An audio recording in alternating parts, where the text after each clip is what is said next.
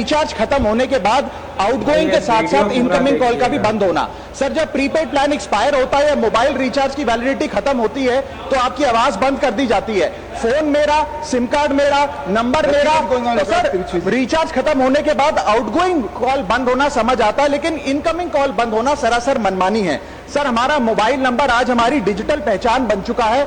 Essential communication जैसे कि UPI payment, banking OTP, train ticket OTP, PAN Aadhaar authentication, interview का call, hospital का call, माँ बाप का गांव से कॉल, तमाम चीजें इनकमिंग कॉल और इनकमिंग एसएमएस से आती है और वो इसलिए बंद कर दिया जाता है कि इंसान एक रिचार्ज कराना भूल गया।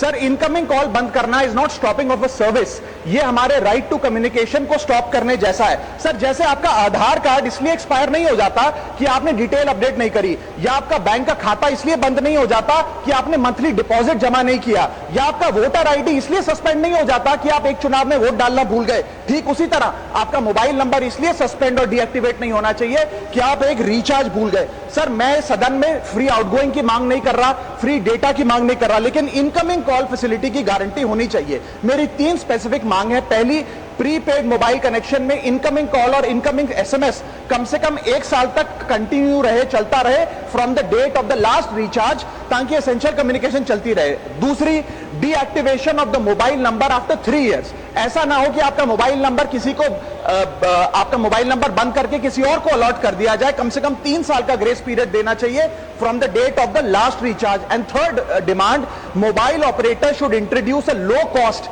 Incoming only plan. वो लोग जो सिर्फ इनकमिंग के लिए फोन रखते हैं उनके लिए, जैसे कि 10 रुपए में 180 दिन की इनकमिंग कॉल की फैसिलिटी, इस प्रकार की स्कीम्स मोबाइल ऑपरेटर को लानी चाहिए।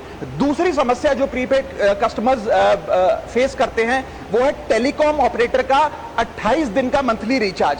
साल में सर महीने 12 होते हैं, लेकिन 28 दिन की रिचार्ज के माध्यम से 13 टाइम्स रिचार्ज कराना पड़ता है। कैसे सर? 28 दिन into 13 times is equal to 364 days. ये एक बड़ी क्लेवर स्ट्रैटेजी है जिसके चलते आपको फीलिंग 30 दिन की देते हैं, लेकिन आपसे डीलिंग 28 दिन की करते हैं। सर दुनिया में हर जगह बिलिंग साइकिल कैलेंडर मंथ के हिसाब से होती है, 30 या 31 दिन। आपको मंथली सैलरी, लैंडलॉर्ड का रेंट, बैंक की ईएमआई, बिजली पानी गैस का बिल, तमाम चीजें 30 या 31 दिन के महीने के हिसाब से होती हैं। लेकिन ये मोबाइल ऑपरेटर, टेलीकॉम ऑपरेटर 28 दिन के महीने के हिसाब से आपको रिचार्ज प्लान बेचते हैं, ताकि साल में एक अतिरिक्त रिचार्ज आपको मिल जाए।